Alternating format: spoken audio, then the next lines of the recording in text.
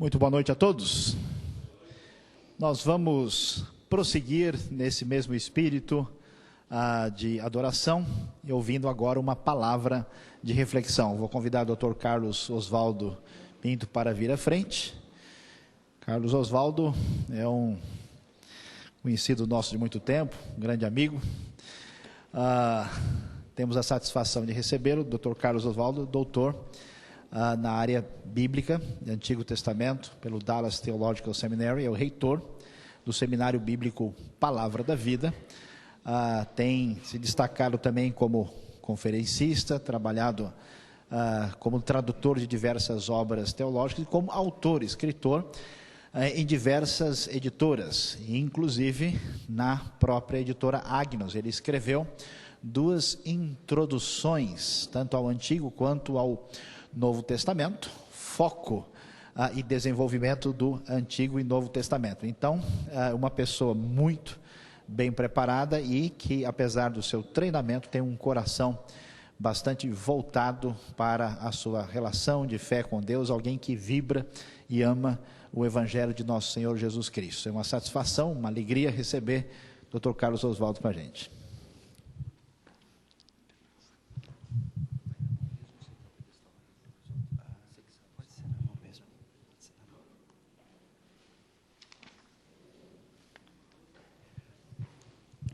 Não se assustem com o título que está projetado aí na sua tela. Eu não estou planejando cobrir toda a literatura de Paulo a Timóteo, mas quero usar alguns referenciais nestas 2 cartas para a nossa meditação esta noite. Algum tempo atrás eu tive a aterrorizante honra de falar para o congresso da I7, o Conselho Internacional de Escolas de Educação Teológica, e eles me deram como tema a formação de cristãos globais. Será isso responsabilidade da escola teológica? Bem dentro da minha área de interesse maior, nem ouso falar de especialização, não é algo com o que eu esteja afeito, embora esteja ligado a essa questão. E para a introdução daquela palestra, eu pedi que os irmãos abrissem para Colossenses capítulo 1, versículos 24 a 29. Colossenses capítulo 1, versículos 24 a 29. Eu quero tomar essa passagem como o meu ponto de partida, porque ela revela, talvez de maneira mais clara, o coração educacional, o coração global do apóstolo Paulo.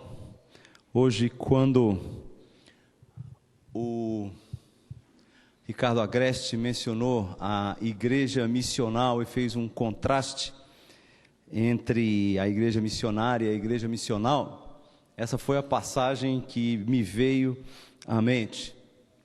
Agora me regozijo nos meus sofrimentos por vós, preencho o que resta das aflições de Cristo na minha carne, a favor do seu corpo, que é a igreja, da qual me tornei ministro de acordo com a dispensação da parte de Deus que me foi confiada a vosso favor, para dar pleno cumprimento à palavra de Deus. O mistério que estivera oculto dos séculos e das gerações, agora todavia se manifestou aos seus santos, aos quais Deus quis dar a conhecer qual seja a riqueza da glória deste mistério entre os gentios, isto é, Cristo em vós ou entre vós, a esperança da glória, o qual nós anunciamos, advertindo a todo homem e ensinando a todo homem, em toda sabedoria, a fim de que apresentemos todo homem perfeito em Cristo. Para isso é que eu também me afadigo, esforçando-me o mais possível, segundo a sua eficácia que opera eficientemente em mim. Começava a 7ª década do 1º século. O cristianismo estava prestes a iniciar a sua expansão como uma religião global. da Lusitânia à Pérsia, como o Dr. Justo Gonçalves mencionou hoje pela manhã. E ao mesmo tempo em que se preparava para fazer aquilo que Paulo, por assim dizer, por antecipação e num santo exagero, dizia que era o evangelho ter sido pregado a toda criatura debaixo do céu, ele mesmo, o cristianismo, que se preparava para enfrentar o judaísmo e o paganismo, lutava com tensões interiores, cismas e heresias, dentro dos próprios portões do cristianismo. Havia essa tensão e essa dúvida. E a preocupação de Paulo era que ele formasse uma geração que viesse após ele, capacitada para lidar com essas situações.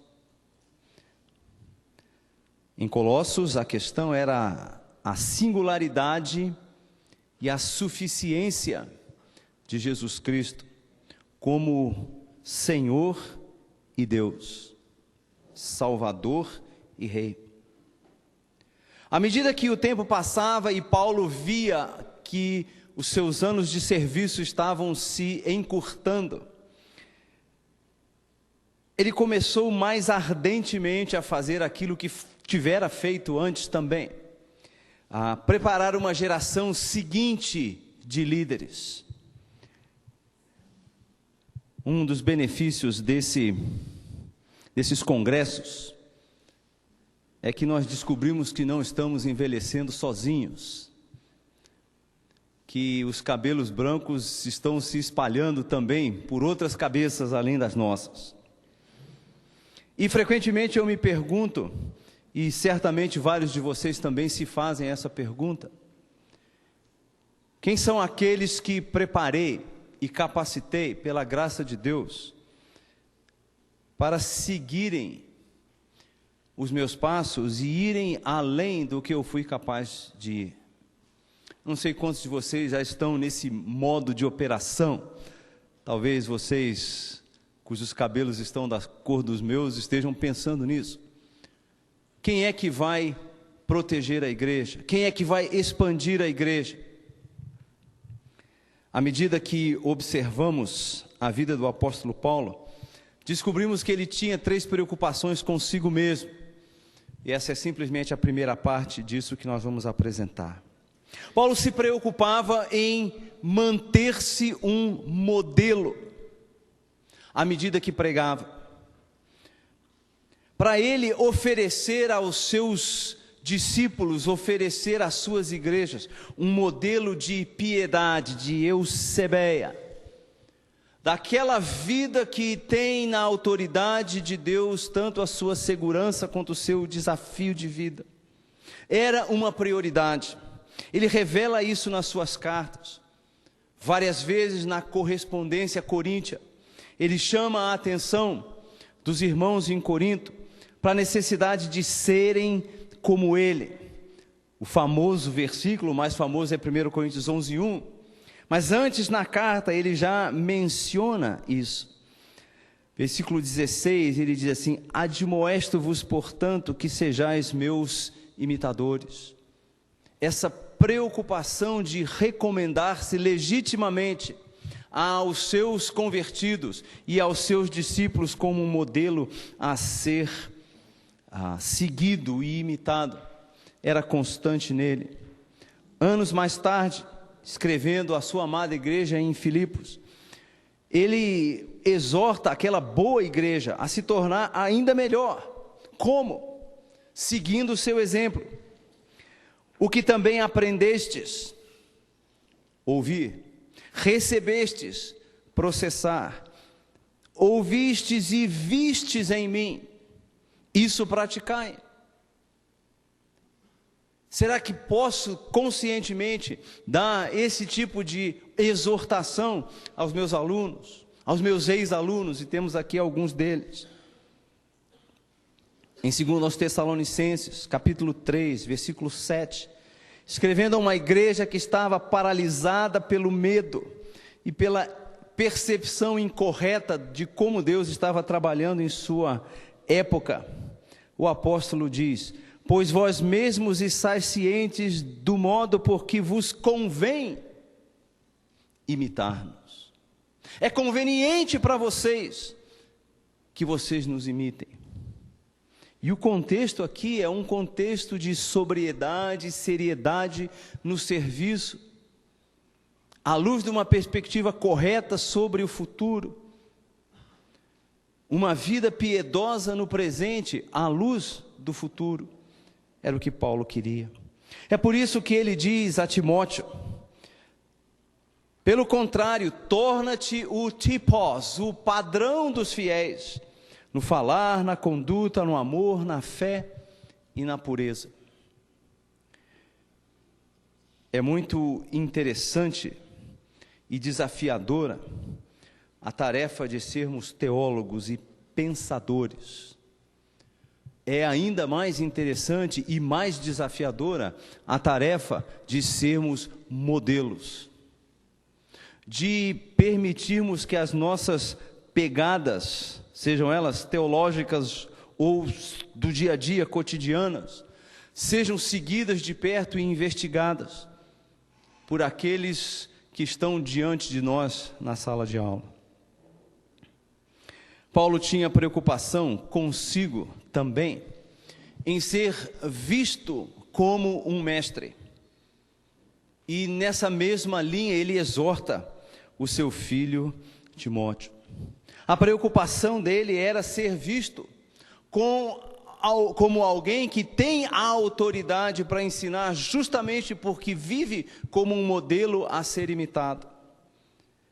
Ele queria ser conhecido como um mestre.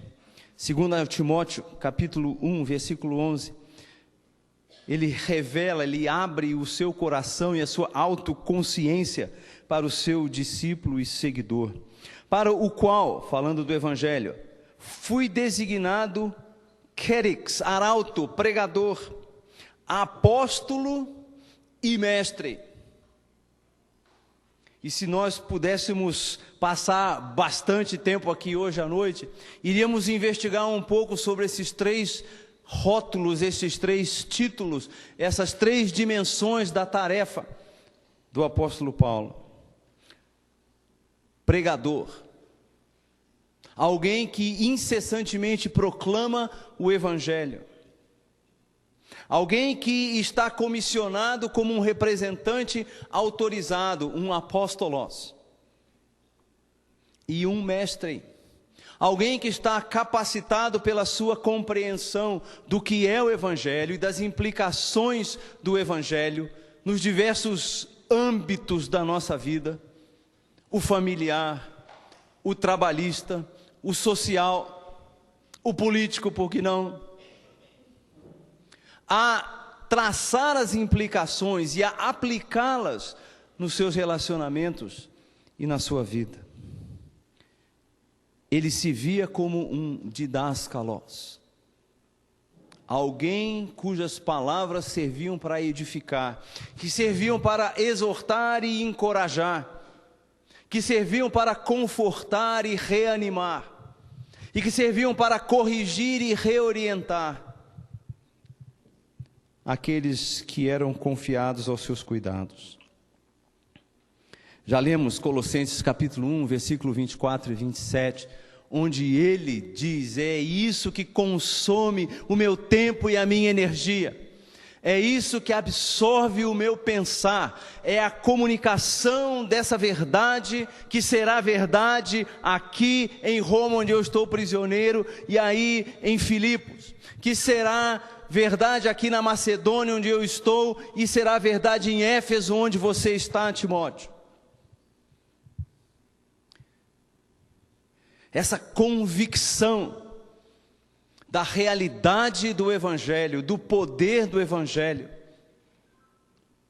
orientava, impelia, confortava o apóstolo Paulo naquelas lutas que ele descreveu como preencher o que resta das aflições de Cristo. Não era um piquenique, E eu não estou querendo jogar caranguejo na piscina de ninguém, mas não era um cruzeiro. Provavelmente vocês vão ver a propaganda daqui a pouco. Os cruzeiros de Paulo como mestre do Evangelho não eram feitos na estação certa e terminavam numa ilha deserta, onde ele ensinou o Evangelho. Então houve um cruzeiro, mas aquele eu não recomendo para ninguém, no Mediterrâneo na época do inverno, melhor na costa brasileira. Timóteo podia testificar desse coração pulsante de Paulo, que era esse coração de mestre. 2 Timóteo capítulo 3, versículo 10, nós lemos: Tu, porém, tens seguido de perto o meu ensino.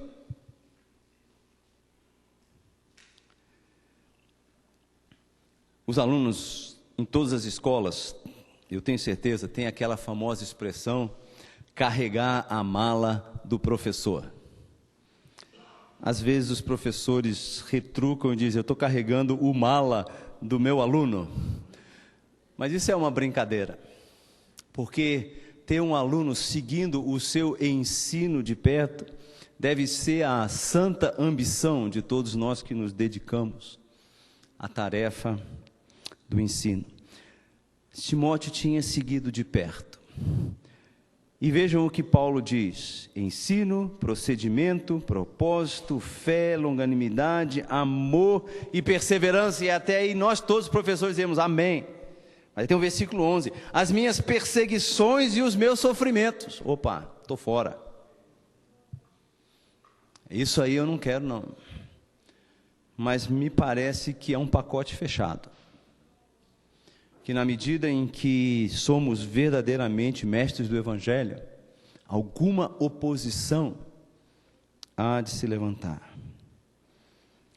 É por isso que Paulo exigiu de Timóteo, na primeira carta, me desculpe ficar pulando de um lado para o outro, capítulo 4, versículo 11, ordena e ensina estas coisas.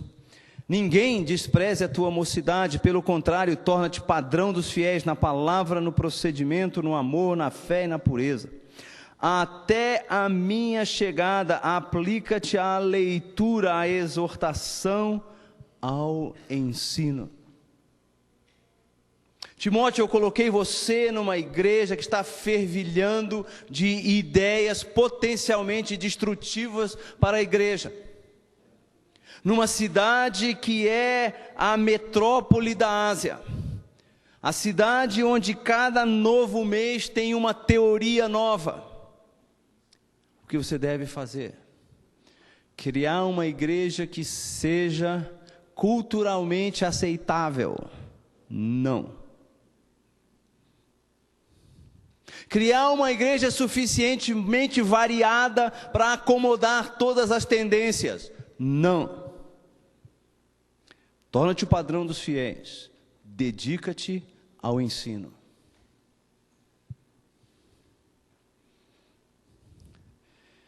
Esse desafio pesa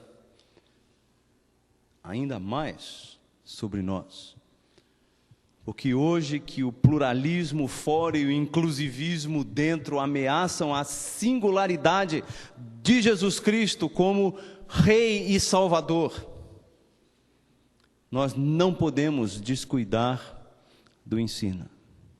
É mais e mais urgente que você e eu, convictos dessa singularidade, convictos dessa exclusividade, saibamos anunciá-la com perícia teológica e didática, no contexto de nossas igrejas locais, no discipulado mais próximo dos nossos alunos em escolas teológicas, na formação de uma liderança capaz de levar adiante esse processo. Paulo demonstra isso porque a sua terceira visão de si mesmo é como um mentor. Ele é um modelo, ele é um mestre, ele é também um mentor. Na verdade, depois de ter sido ajudado por Barnabé, natural de Chipre, era uma paixão de Paulo influenciar outros homens, enquanto desenvolvia o seu ministério apostólico. Ele o fazia nas suas viagens, ele o fazia conversando com os seus seguidores. As cartas de Paulo estão cheias, estão crivadas de listas de nomes de seus companheiros. Mesmo quando ele sai para uma viagem de negócios, que foi a viagem ao final da sua terceira viagem missionária, quando ele sai para levar para Jerusalém aquela oferta que havia sido levantada entre as igrejas da Galácia, da Ásia, da Macedônia e da Acaia, para os pobres em Jerusalém, ele sai acompanhado dos seus mentoreados. Atos capítulo 20 tem aquela lista: Trófimo, Tíquico, Timóteo, Gaio, e a lista de onde essas pessoas vinham: Galácia, Ásia, Macedônia e Acaia. Ele se via como esse mentor. Eu disse, num certo sentido, Paulo jamais se recuperou do ministério de Barnabé na sua vida, de ir lá pegar alguém que estava numa periferia evangélica, lá na sua cidade natal, em Tarso, levando para aquela que era a metrópole evangélica da época, Antioquia, e ali burilando esse homem, aparando as suas arestas, preparando para assumir uma liderança, levando-o consigo, e finalmente no meio da primeira viagem, o nome da dupla caipira muda de Barnabé e Saulo para Saulo e Barnabé. Alguns desses eram mais próximos dele, outros apenas indiretamente mentoreados por ele, mas tinham essa convivência, tinham essa troca de experiência, esse desafio de seguir o modelo. Essa é minha preocupação constante. Quanto tempo mais eu tenho, efetivamente, para ministrar? Quem eu estou preparando para vir após mim? Quem eu estou preparando para me superar naquilo que faço?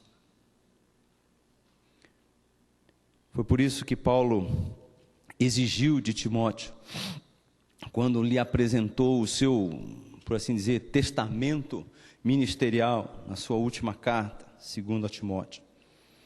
Capítulo 2, versículo 1 e 2, e com isso eu vou terminar. Tu, pois, filho meu, fortifica-te na graça que está em Jesus Cristo, e o que de minha parte ouviste, através de muitas testemunhas, isso mesmo, notem a identidade da mensagem, isso mesmo, transmite a homens fiéis e também idôneos para instruir a outros.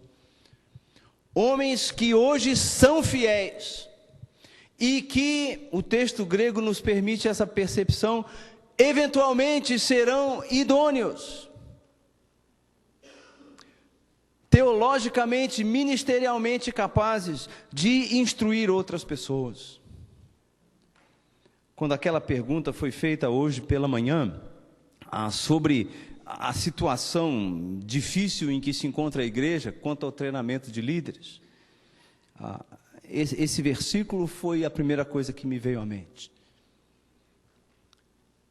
Há uma geração aí que foi toda treinada em técnicas de marketing, que foi treinada em como motivar uma audiência, mas não foi treinada na piedade, mas não foi desafiada na semelhança ao Senhor Jesus Cristo, no amor sacrificial, em ir onde outros não foram, sem a promessa de sustento, para receber do Senhor a recompensa, para ali plantar uma igreja, para ali discipular, para ali influenciar uma vida que fosse, em termos de compromisso para o Senhor. transmite a homens fiéis que serão idôneos para instruir a outros. Um processo de multiplicação. Paulo se via como um modelo, um mestre e um mentor, trabalhando longe, trabalhando com as massas, trabalhando com os indivíduos. Talvez num pedestal do qual ele fazia questão fechada de descer para trabalhar lado a lado com aqueles a quem iria mentorear ou discipular.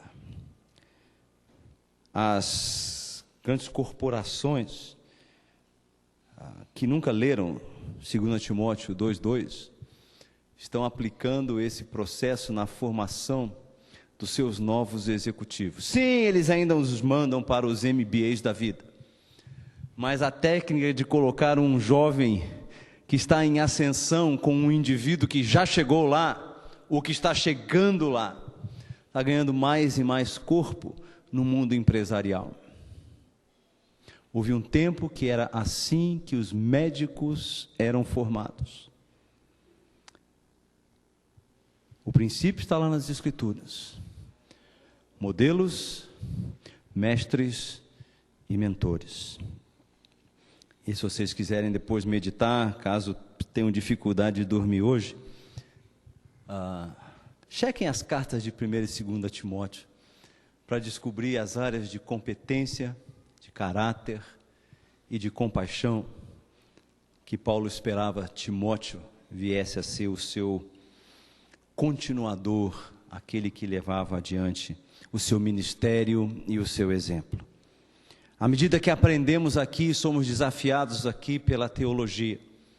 Vamos lembrar que há aí uma geração futura que precisa ver em nós, em você e em mim, um modelo a ser seguido, um mestre de quem aprender, um mentor de quem absorver a essência do cristianismo autêntico. Que Deus os abençoe. Obrigado.